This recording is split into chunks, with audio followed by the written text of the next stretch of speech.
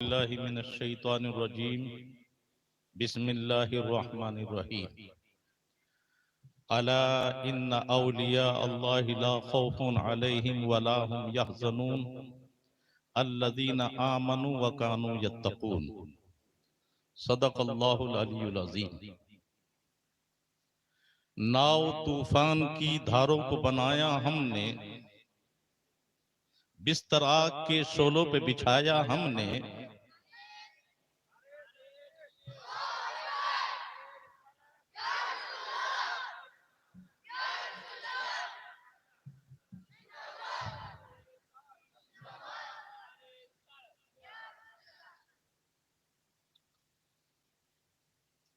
ए मुसलमान, तू अपना मकाम समझ।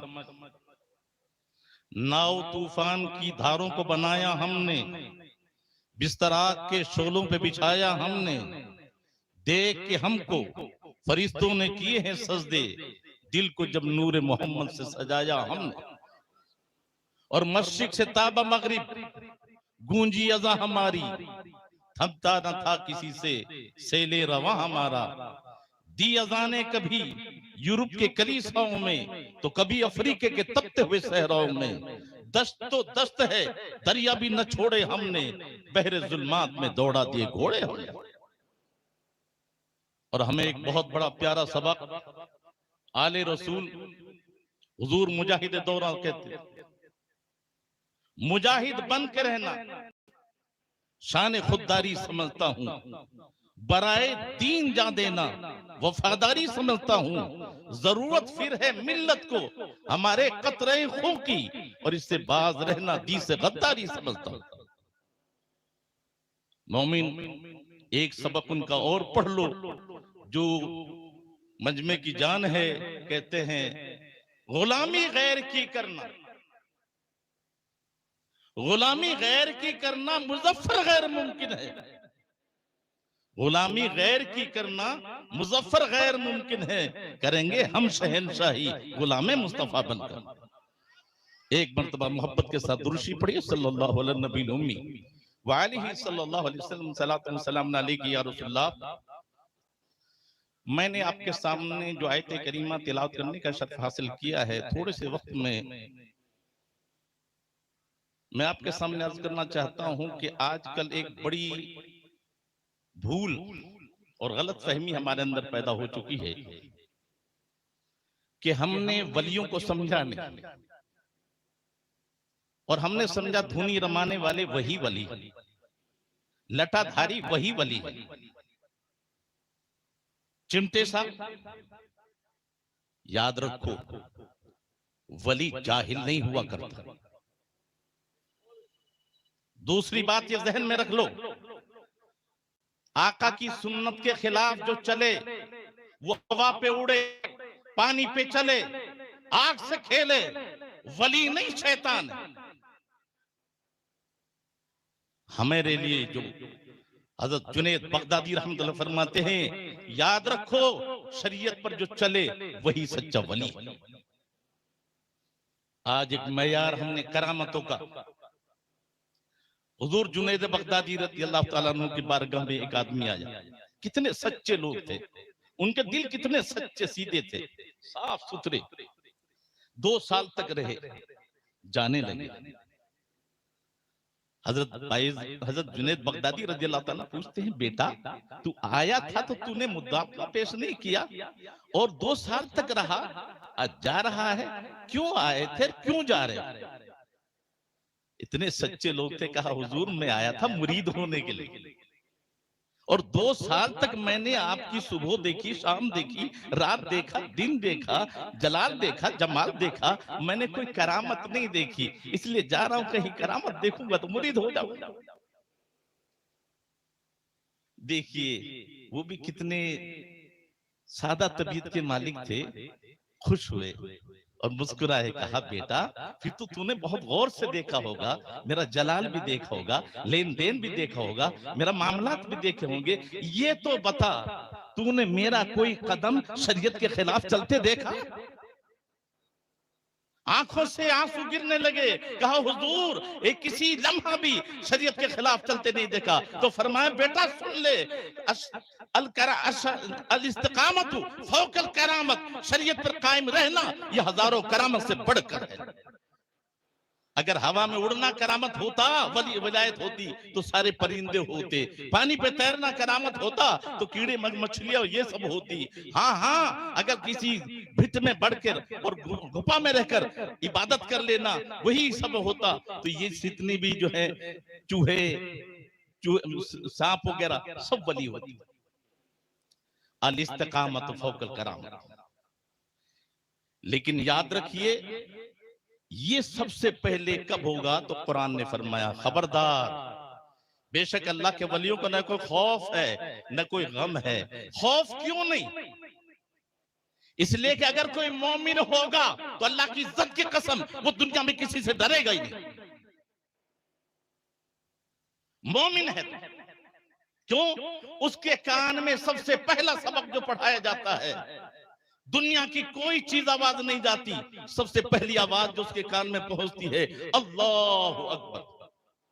अल्लाह सबसे, जब तेरा अकीदा हो गया अल्लाह सबसे बड़ा है, तो हुकूमत बड़ी नहीं, लीडर बड़े नहीं, दौलतमंद बड़े नहीं, अल्लाह सबसे। यही वजह है कि जो अल्लाह को सबसे बड़ा समझते हैं वो किसी की चापलूसी नहीं करते, वो चमचागिरी नहीं करते, वो फिर सिर्फ खुदा की राह में और खुदा के जो नेक बंदे हैं उनकी गुलामी करते। तो याद रखिए, पहला सबक याद रखिए, अल्लाह सबसे। और यही वजह है मोमिन न कभी गरीब होता है न कभी जलील होता है। क्यों? ईमान से बड़ी दौलत बता दो मुझे, जिनके ईमान को हुकूमतें ना खरीद सके, राज ना खरीद सके, किसी का हुस्न ना खरीद सके, और ईमान से बड़ा अजमत वाली कोई चीज बता दो। तो जिसे ईमान मिल गया उससे ज्यादा नसीब वाला कौन होगा और उससे ज्यादा इज्जत वाला कौन होगा? इसलिए मोमिन न कभी गरीब होता है न कभी जलील होता है। और यही ईमान हमें समझाता है कि ईमान की हालत में किसी भी हाल में रहो घाटे में नहीं है। क्यों? अगर मोमिन है और उस पर परेशानी आए तो सब्र करेगा, दौलतमंद है तो शुक्र करेगा, और बेईमान है तो दौलत में इतराएगा, गरीबी में घबराएगा। न इतराने वाला मोमिन है न घबराने वाला मोमिन है। मोमिन कौन है कि अगर दौलत मिले तो शाकिर बने और गरीबी आए तो साबिर बने। शाकिर भी कामयाबी है, साबिर भी कामयाबी है। और याद रखो गरीबी में मजा ज्यादा है। शाकिर के लिए तो ये है अगर तू शुक्र करेगा अल्लाह तुझे ज्यादा देगा, लेकिन गरीबी में सब्र किया तो अल्लाह फरमाता है इन्नल्लाह मास साबिरीन, अल्लाह सब्र करने वालों के साथ। तो वली कौन? आमन, पहली शर्त है ईमान। बगैर ईमान के कोई किसी ने चमत्कार दिखाए, हमारे सामने मौजूद है गरीब नवाज के सामने जोगी जयपाल, वो चमत्कार दिखाकर भी बेईमान, और गरीब नवाज चुपचाप बैठे फिर भी वली। याद रखना। फिर दूसरी बात है तकवा। फासिक कभी वली नहीं होगा। मोमिन हो और फिर ईमान के साथ तकवा हो, ये दो चीजें हैं। अल्लाह ताला हमें समझने की तौफीक अता फरमाए। लेकिन याद रखिए सबसे पहले मोमिन के लिए क्या है? हुजूर अकरम नूरे मुजस्सम सल्लल्लाहु तआला अलैहि वसल्लम के नक्शे कदम पर चलना। कुरान ने खुद फरमाया लक़द काना लकुम फी रसूलिल्लाहि उस्वतुन हसना। ये नहीं कहा नबी के लिए नबी की जिंदगी, फरमाया लक़द काना लकुम, तुम्हारे लिए नबी की जिंदगी बेहतरीन नमूना है। नबी से जिंदगी से, नबी की जिंदगी से नबी का मकाम ना समझना, नबी का अमल हमारे लिए है, नबी की जिंदगी हमारे लिए है, नबी भूल से पाक है, लेकिन रब भुलाता है इसलिए कि उम्मत के लिए नमूना बन जाए। हम भूले तो रास्ता भटके, नबी भूले तो रास्ता बने। अगर नबी सजदा सहू नमाज में भूलते नहीं तो सजदा सहू करने का सलीका कहां से आता? याद रखिए, तो हमारे लिए है नबी की जिंदगी। अब हम उस जिंदगी पे देखें, सबसे पहले मेरे और आप सबके आका ने कौन सा अमल किया था जिस पर लोग हम अमल करें? तो मेरे आका ने सबसे पहले मदरसा कायम किया। मस्जिद नहीं बनाई, पहले मदरसा, दारे अरकम वो मदरसा था जहां पर तबलीग होती थी। और याद रखिए, जब मदीने पहुंचे तो मस्जिद नबी के साथ ही सुफ़ा, जहां 70 सहाबाए किराम तालीम पाते थे। लेकिन यहां जो असल चीज मैं आपको समझाना चाहता हूं, बिल्डिंगों का नाम मदरसा नहीं है,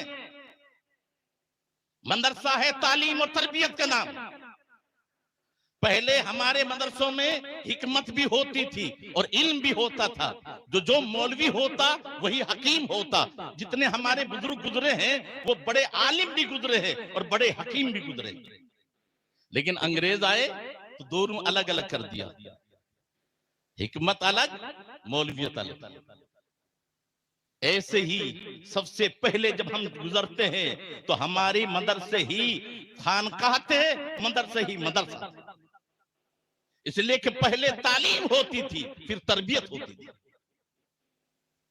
तालीम के बगैर तरबियत नहीं, और तरबियत के बगैर तालीम बेकार।